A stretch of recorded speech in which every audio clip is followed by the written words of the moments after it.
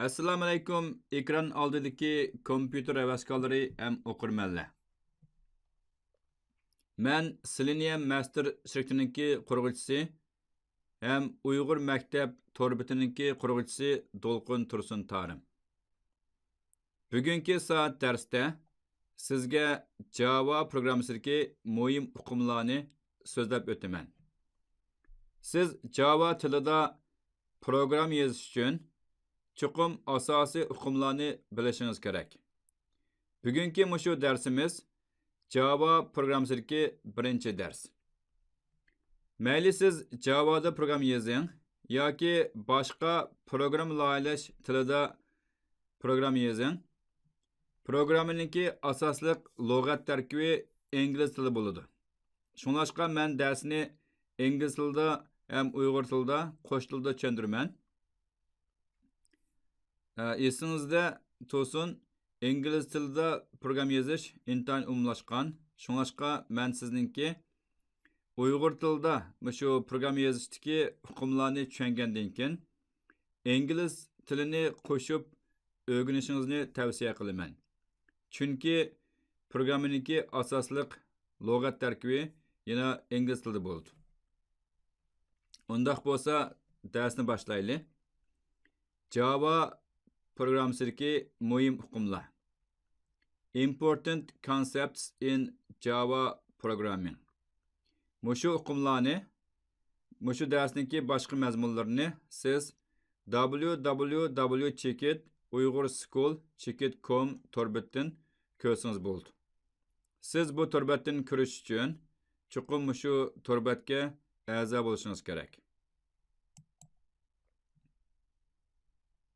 What is Java? Yani Java degan nima? Java is an object-oriented programming language. Yani Java program laylash bo'lsa, bir obyektni asos qilgan program laylash. Masalan, siz tuvandagi mushu rasmlarni ko'rib beqing. Masalan, manda odamlar bor. Manda kompyuter ekran. Mavu chalg'u asbob, kitob. Mavu kalning rasmi. Alma, mani mushuk desakmi bo'ladi. Mavu gitar, mavu qaycha. Mavu marujna, mavu kafe. Masalan, siz bir maktabga borsangiz, maktabda o'quvchilarni boshqaradigan sistem bo'ldi. Demak, shu o'quvchilarning asosliq obyekt kanaldagi laylangan bir sistema.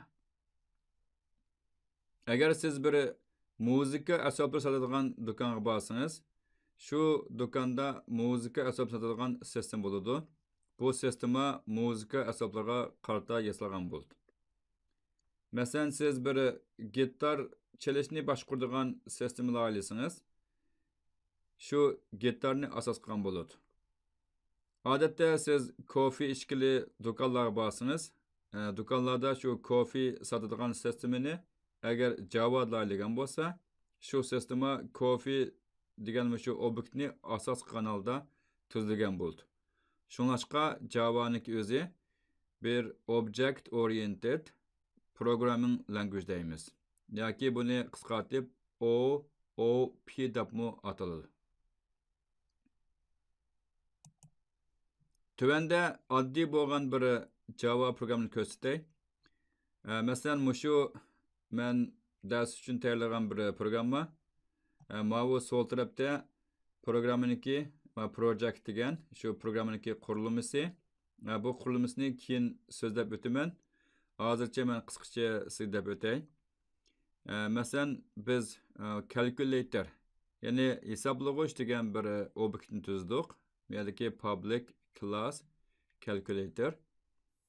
Bu obyektga biz x y iborat ikki butun son o'zgaruvchini berdik. Ya'ni miqdorni berdik. Bergandan keyin bu yoqda mushu ikkisiniki ko'paytmasini hisoblaydigan bir mavu jumla yoki bir iqtidor deymiz. Buni inglizcha method deb olamiz yoki function deb olamiz. Mushu iqtidori x bilan y'ni ko'paytib, buning qiymatini qaytardi. Ondan bu public static void main degan har qandaq Java programmasini ijro qilganda asosliq ijro qiladigan shu ixtiyorimiz shu. Masalan, hisoblag'ich, yangi bir hisoblag'ich, bu hisoblag'ich orqali men x'ning o'rniga 5, y'ning o'rniga 6 bo'lgan shu qiymatni qo'yib, shu rayonni hisoblayman deb qilsam, eng oxirida ijro natijasi 30 chiqdi. Odatda 5 ga 6 ni ko'paysangiz, ijro natijasi 30 bo'ladi. Shunda bo'lganda siz shu programmada bir narsa narsani ko'rasiz. Masalan, bu yerda package. Buni yerda package deb olamiz. Buni keltirib tushuntirman. Ikkinchisi bu yerda class deymiz. Masalan, public class degan sistemaga xos bo'lgan so'zlar. Bu calculator degan men qurgan bir obyekt. Ondan bu obyektninki bu yerdagi x, y degan buniki holati yoki xosligi. Ondan bu obyektga siz shu obyektni ishlatish uchun ba'zi harakat, ya'ni ixtiyorni qo'shsiz.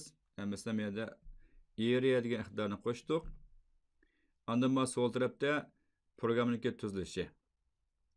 Hozirgi bosqichda siz bu programni toza tushunmaysiz, lekin shu eng oddiy bo'lgan bir Java programmasiniki qurilishi. Sol tarafdagi ekranikni buni Java'niki shu project deymiz. Bu class degan bir object, ya'ni obyekt.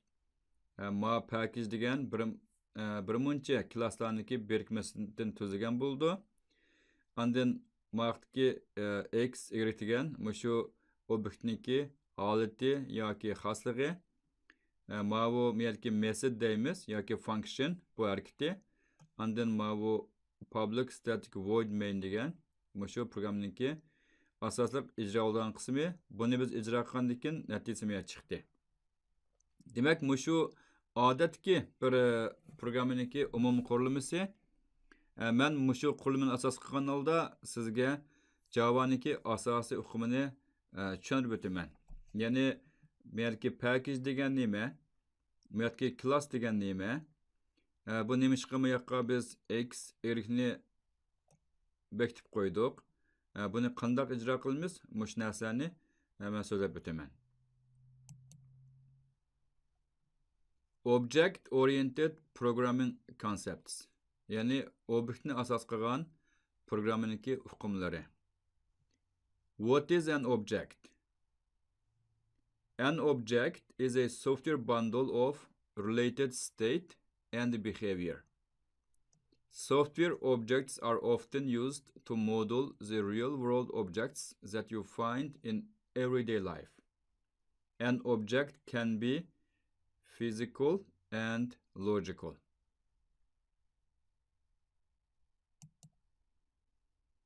Buningki uyg'urchasi Java programmasidagi obyekt degan nima? Java programmasida obyekt degan xosligi yoki holati ham harakatidan tarkib topgan yumshoq detal birikmasi bo'ldi. Biz yumshoq detal loyilashda amaliy dunyodagi narsalarning modelini tuzib chiqamiz. Odatda obyekt degan fizikalik ham logikalik bo'ladi. Masalan, shu bu sports car. Shu mashinani misol qilaylik. Masalan, bu mashinaningki rangini sariq, bu ostidagi qurilmasi da qizil rang bor ekan. Bu 4 chaqliq mashina. Bu buniki holati xosligi bo'ldi. Masalan, buning harakati mashina mangadi, to'xtaydi. Mashinaningki surati tezlashidi yoki surat astlaydi. Shu holati bo'ldi. Masalan, bu yoqdagi golf to'p o'ynayotgan xonimni misol qilsak, bu xonimningki holati masalan bu egizligi, chiroy turqi, eg'irligi, kiyib olgan kiyimlari, shu hammasi shu yoqdagi holati yoki xosligi bo'ladi. Undaq bo'lsa harakati-chi.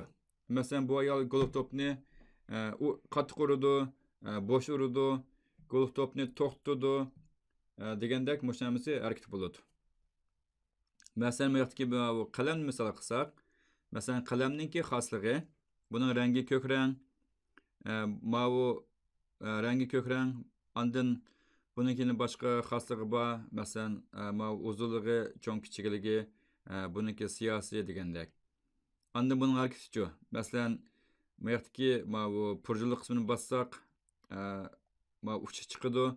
Yana bassaq kirib ketadi. Buni xat yozamiz yoki sizimiz degandek. Masalan, mavu dollar belgisi, masalan pul. Pulniki birligi, uniki xasligi bo'ladi. Masalan, buniki bu dollar belgisi, bununki birligi. Bunun hareketiçi. Masalan, biz pulni berimiz, pulni olamiz yoki pulga pul qo'shimiz degandek mushtu hareketi bo'ladi. Masalan, maktab desak, maktabning o'zi bir fizikalik obyekt. Lekin maktabning ichida odatda fakultet bo'ladi. Masalan, fakultet deganni ko'zdan ko'rilmaydi, lekin u bir logikalik uqum.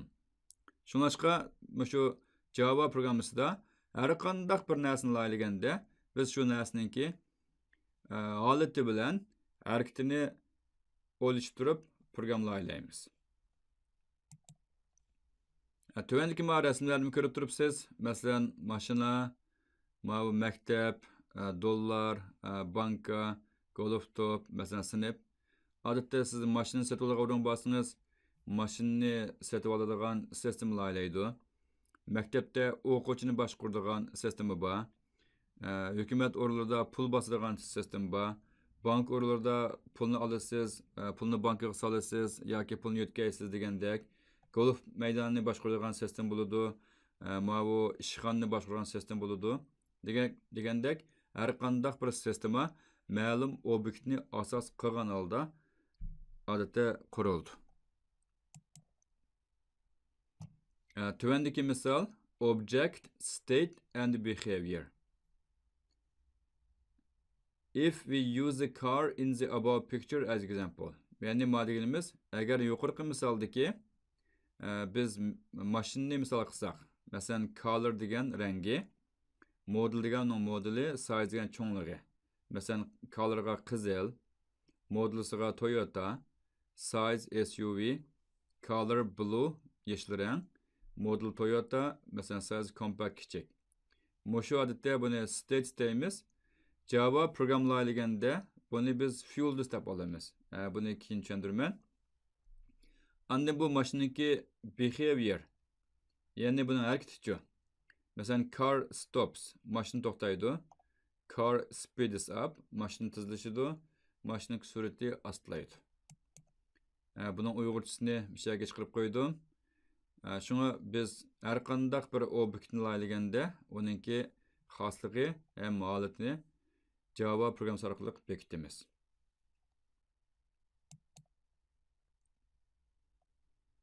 Undaq bo'lsa, what is a class? Yani Java class degan nima? Oldingi programmani siz ko'rdingiz. Biz Java'nikida men sizga ko'rsatib o'tay qaytadan. Masalan, mushu programmastiki mana mushu class degan zodi nima? Bu class degan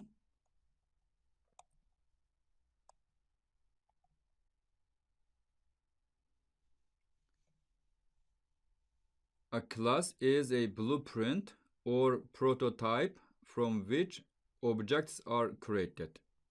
In Java programming, we define a class that models the state and behavior of a real-world object.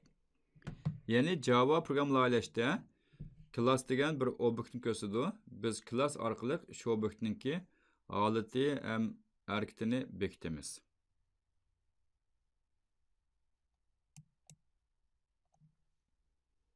Class example, masalan class misollari.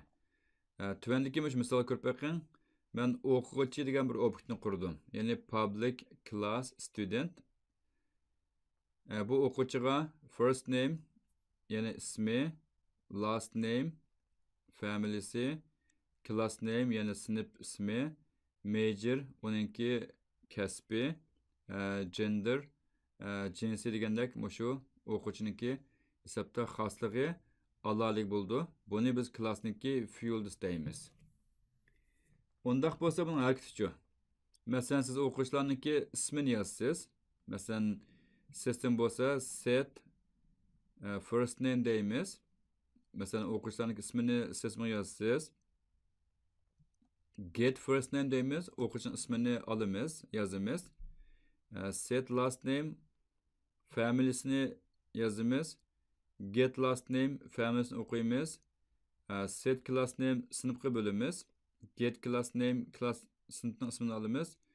Degandek mo'shuning o'zi bir klassniki ya'ni misollari bo'ladi.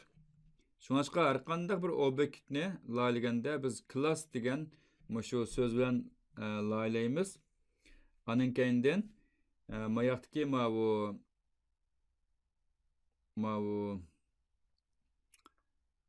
bunu biz İngilizce curly bracket deymiz.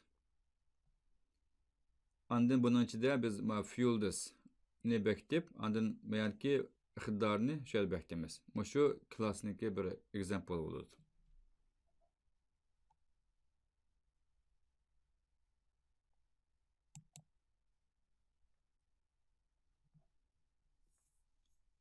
Java programında yeni bir uqum var. Yani programda varislik qilish.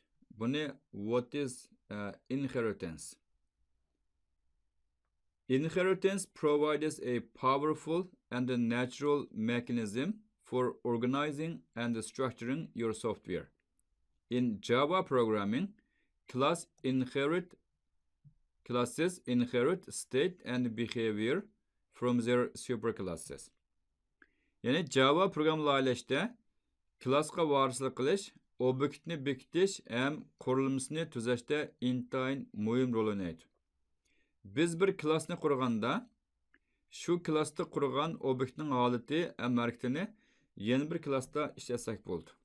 Buni o'xshamagan klass o'tirsidagi ota bolalik munosabatga o'xshasak bo'ldi. Tuvanda bir rasmni ko'rsataman sizga.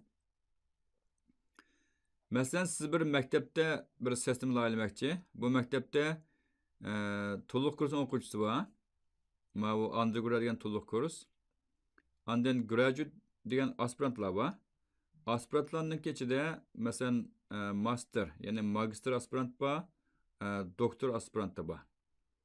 Siz o'quvchi degan bir obyektni bekitsangiz, shu obyektga mesela o'quvchiniki first name ismi, familysi, jinsi, kasbi degandek uchurlarni bekitsangiz, shu obyektni mayatki graduate, ya'ni aspirantlarga ishlatishga bo'ldi. Chunki aspirantlarning o'xshash ismi bo'ladi, jinsi bo'ladi, kasbi bo'ladi. Aspirant o'quvchilarningki odatki o'quvchilardan birdan bir farqi, aspirant o'quvchilar tadqiqot olib boradi. Onunki tədqiqatqa yetakçı qıldıqan yetakçı o'qituvchi bo'ladi. Shuningdek biz har bir obyektga, ya'ni obyektga o'xshash narsani, o'xshash obyektniki xosligini yozgandan ko'ra, shu o'rtaq bo'lgan xosligini bir obyektga bekitib, shu obyektni boshqa obyektda ishlasak bo'ladi. Mana bu shuni biz inheritance deymiz. Odatda inheritance'ni biz extended degan bir so'z bilan ishlatamiz. Masalan, mana misolni ko'rib baqing. Biz oldingi misolda o'quvchi degan bir obyektni bekitgan, ya'ni class orqali. Mana bu yerga student degan class orqali bekitgan. Buniga first name, last name, class name, major, gender degan bekitgan. Endi shu altini biz tuvandagi bu graduate student degan ishlasak bo'ldi. Ya'ni public class, graduate student, extended student. Ya'ni shu o'quvchiniki barliq holati harakatini men meyatki aspirant o'quvchiga ishlataman deb qilsak bo'ldi. Ondan faqat aspirant o'quvchiga bu research field, ya'ni tadqiqot doirasi, ondan advisor name, yetakchi o'qituvchi ismi deb shuni bekitsak bo'ldi. Demek o'zini biz inheritance deymiz. Shuningdek programlayotganda biz o'xshash xarakterga ega bo'lgan obyektlarga bir obyektniki o'rtaq, ya'ni xosligi bo'lgan obyektga bir obyektni bekitib, shu obyektni boshqa obyektning ichida ishlatishga bo'ldi. Buni men keyin amaliy programlashda so'zlab o'taman. Hozir balkim bu nazariya sal murakkab bo'lishi mumkin. Keyin amli programlayganda buni tushunib qolasiz. Lekin shu inheritance degan hukmni bilishingiz kerak. Interface degan nima? Ya'ni what is an interface? Java programmasida interface degan hukm bor. Buning inglizchasi an interface is a contract between a class and the outside world. When a class implements an interface, it promises to provide the behavior published by that interface. Yani Java programmasındaki interface degan obyekt bilan tashqi dunyodagi to'xtam hisoblanadi. Bir obyekt shu obyektga munosabatli bo'lgan interface ishlatganda shu interface'da bekitilgan harakat to'xtamini chuqur o'rlash kerak. Masalan, tuvanda siz amli misol ko'rsatay. Masalan, siz bir hisoblag'ich programmasini yozmoqchi. Shunda bo'lganda bu hisoblag'ich programmasiga siz bir muncha iqtidorni chuqur qo'shmoqchi. Masalan, ikki sonni qo'shaman, add two numbers, ikki sonni ko'paytiraman, multiply two numbers. Yoki bo'lmasa shu hisoblag'ichniki ikki nomerni qo'shadigan iqtidori bo'lishi kerak. Ikki sonni ko'paytirgan iqtidori bo'lishi kerak. Divide two numbers, ikki sonni bo'ladigan iqtidor bo'lishi kerak. And then subtract two numbers degan ikki sonni oladigan iqtidor bo'lishi kerak. Deb shu to'xtam. Misol uchun bu to'xtamni kim yozdi deganda, masalan siz bir yumshoq detalniki bir programmasini boshqalar yozdirmoqchi. Siz programlarni bilmaysiz, lekin programningki iqtidorini mandaq iqtidori bo'lishi kerak degan talabingiz bor. Shunda bo'lganda sizning qiladigan ishingiz, siz shundaq bir to'xtamni bekitib berasiz. Masalan, public interface I calculator. Shu hisoblag'ichniki shu to'rt iqtidor bo'lishi kerak degandan keyin, shu program yozgan injener bu yoqdagi amli yozganda, masalan, public class calculator implements I calculator. Shu interface'ni chuqur implementning ma'nosi ishga oshirishga. Ishga oshirish kerak. Shu vaqtida hamma iqtidorni qo'shish kerak. Masalan, add two numbers, ikki numberni qo'shaman, buningga A bilan B niki qo'shilmasi. Ikki numberni ko'paytiraman, ikki sonni A, B ni ko'paytmasi. Ikki sonni bo'laman, A bilan B ni bo'lish. Buningda B noldan bo'lib qolsa bo'lmaydi. Ondan ikki sonni olaman. Demak, shu interface'ni biz implement degan so'z orqali ishga oshirganda, shu yerdagi bekitilgan butun to'xtamni shu yerda yozish kerak. Shunda bo'lganda, agar yozmasangiz, muassasasida xatolik chiqadi. Demak, bu biz nazariya deb o'tgandek bir to'xtamni bekitib qo'yamiz. Ya'ni Java programmatik interface degan obyekt bilan tashqi dunyodagi to'xtam. Shu to'xtamni bekitgandan keyin programlayuvchi chuqur to'xtamdagi har bir iqtidorni qo'shish kerak. Mana buni biz interface deymiz.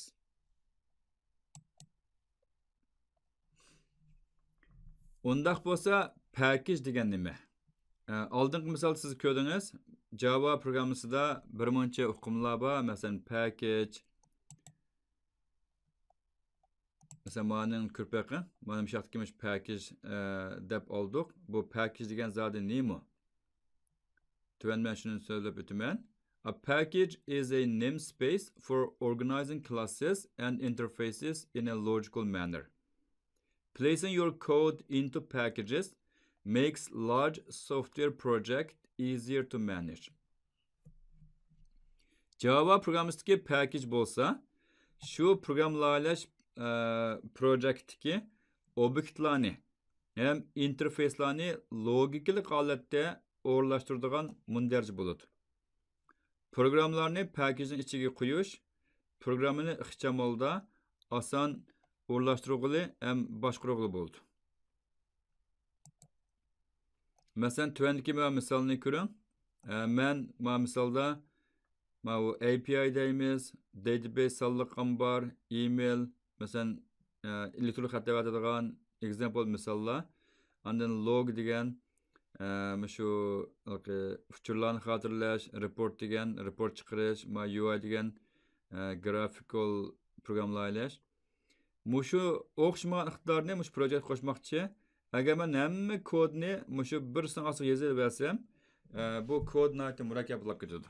Shuningdek, har bir xos bo'lgan bir kodiga bir package qurib, package degani bunda o'ylasangiz, bir bo'laq. Bir bo'laqning ichida bir muncha obyektlar bo'ladi. Har bir obyektni siz mushu class orqali laylasangiz bo'ladi. Masalan, bu yoqdagi men bu calculator degan mush obyektni bu yoqdagi learn java, ya'ni java o'rganish degan package ostiga qo'shib qo'ydim. Shu package bir package ichida nurg'unlagan shu obyektlar ham interfayslar bo'ladi. Agar biz package bo'lmasa, kodni aytib murakkablab ketadi. Shuni biz package orqali bu kodni ixchamolatga keltiramiz.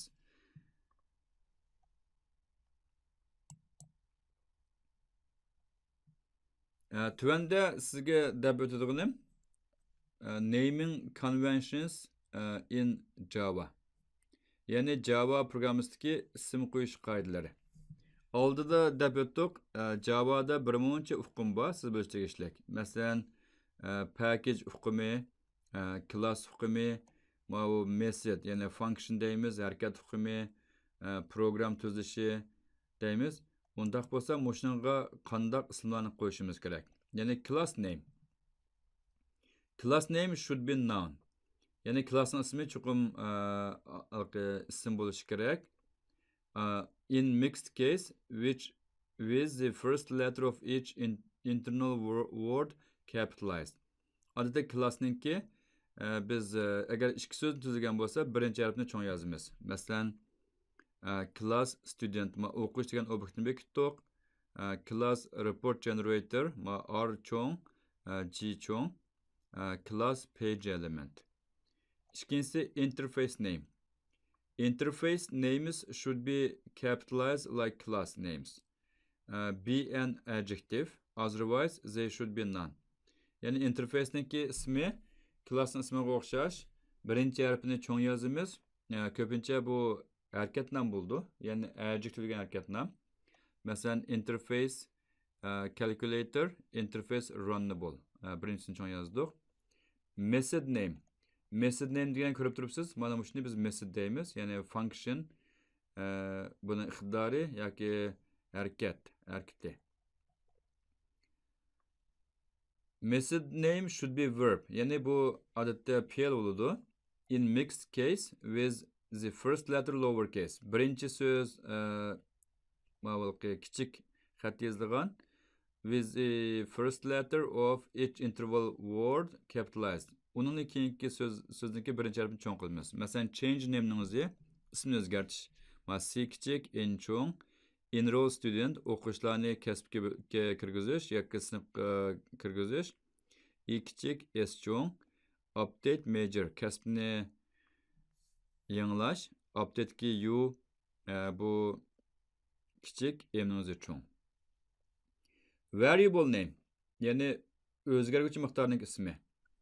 Except for variables, all instance, class, and class constants are in mixed case with a lowercase first letter. Internal words start with a capital letter. Yani class o'xshash. Birinchisi kichik yozildi, ikkinchisi cho'ng yozildi. Agar o'zgarmagan miqdorlar qolsa, hammasi cho'ng yozildi. Masalan, mana qarang, int age, yeshi, hammasi kichik yozildi. Bu int deganimiz yo'q, butun son ne bekletadigan miqdor. String, ya'ni mavuz harfga vakolat qiladigan student name, s'imiz kichik, n'imiz cho'ng.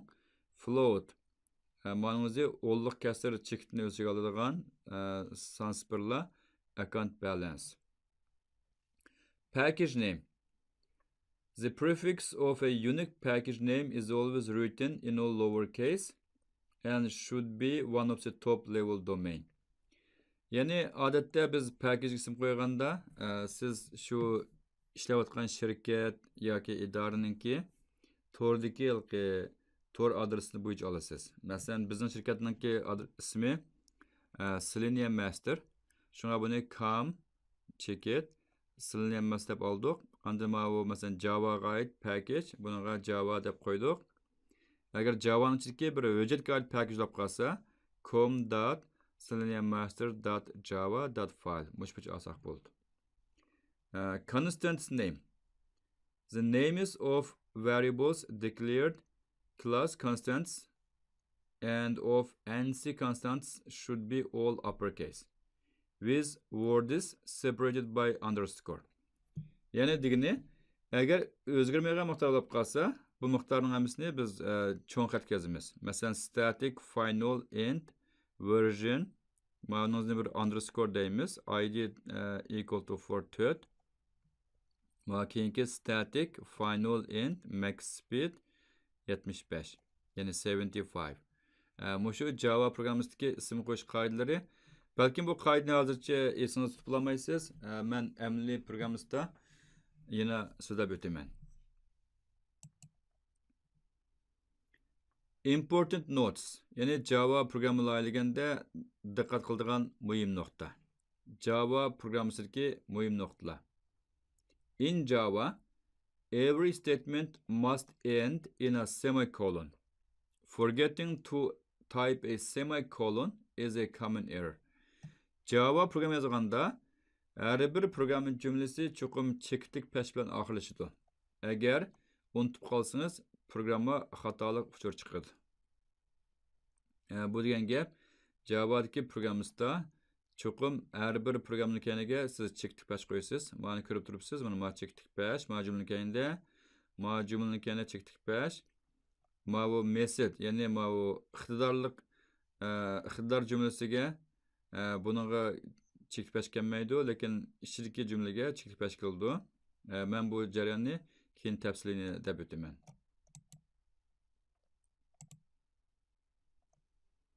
Always use comments in your code so others can understand your code implementation easily. Program cümlesiga davomli izohat yozing, shunday bo'lganda o'qimoq oson bo'ldi. Men bu misol jumlada izohat yozmoqdaman. Odatda izohat yozishingiz kerak. Men izohatni keyin so'zlab o'taman. Always do error handling in your code so your code can deal with runtime errors. Yani programda davomli xatoliklarni bartaraf qiladigan iqtidorni qo'shishingiz kerak. Misol uchun siz ikki sonni bo'ladigan bir program yozdingiz. Odatda matematika o'qimda ikki sonni bo'lgan vaqtingizda maxraj 0 bo'lib qolsa, odatda sonni belgilanmaydi. Shu jihatni aytganda siz cho'qim shu maxraj 0 bo'lib qolsa qanday qilaman degan shu iqtidorni qo'shishingiz kerak. Ya'ni har qanday vaqtida shu kishilar qanday xatolikni sodir qilishi mumkin, shu xatoliklarni men qanday bartaraf qilaman degan iqtidorni programmangizga qo'shishingiz kerak.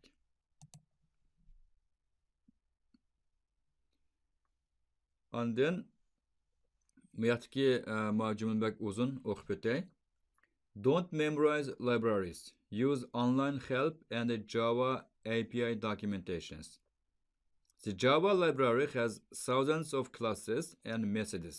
It is neither necessary nor useful trying to memorize them. Instead of, you should become familiar with using the API and the Java docs of libraries and packages. Yani Java programımızın log'at ambiri intayin mo'l bo'lib, siz bu log'at ambirini yodlab bo'lolmaysiz. Shunlashqa hargiz programını yodlayman deyman. Aksicha log'at ambirining yordam mavjudini o'qib tushunishingiz kerak. Mishada deb o'tay, log'at ambir degan nima deganda, masalan, siz munda qo'ylang. Bu Java'ning o'zi bir yumshoq detallaydigan bir sistema. Siz bir sistema laylash uchun uningga qurol kerak. Uningga log'at tarkibi kerak. Bu xuddi sizniki bir uy sog'ingiz o'xshaydi. Masalan, siz uyni qattiq detal solasiz. Uy solish uchun yog'och setib olasiz, miq setib olasiz, uningga sim setib olasiz, qum setib olasiz, toksim setib olasiz.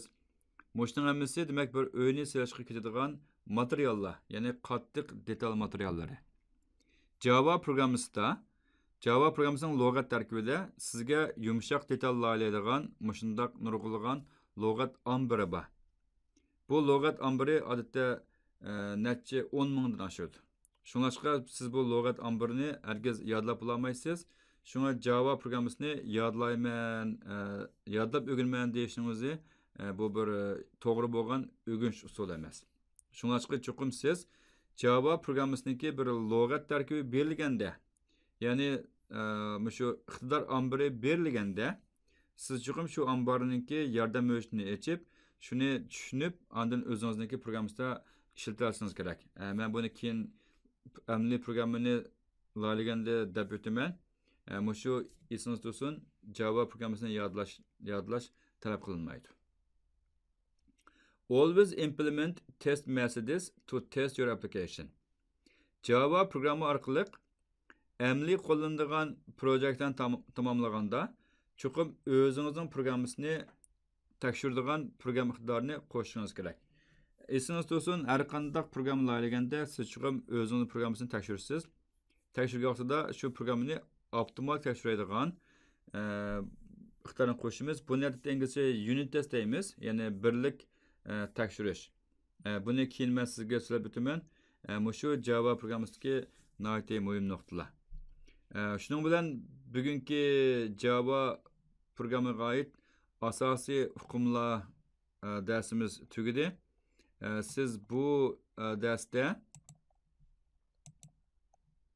bilib oladigan bir muncha hukmlar bor. Birisi Java programmasiniki o'zi. Bu bir obyektdan asoslangan programma, ya'ni object oriented language.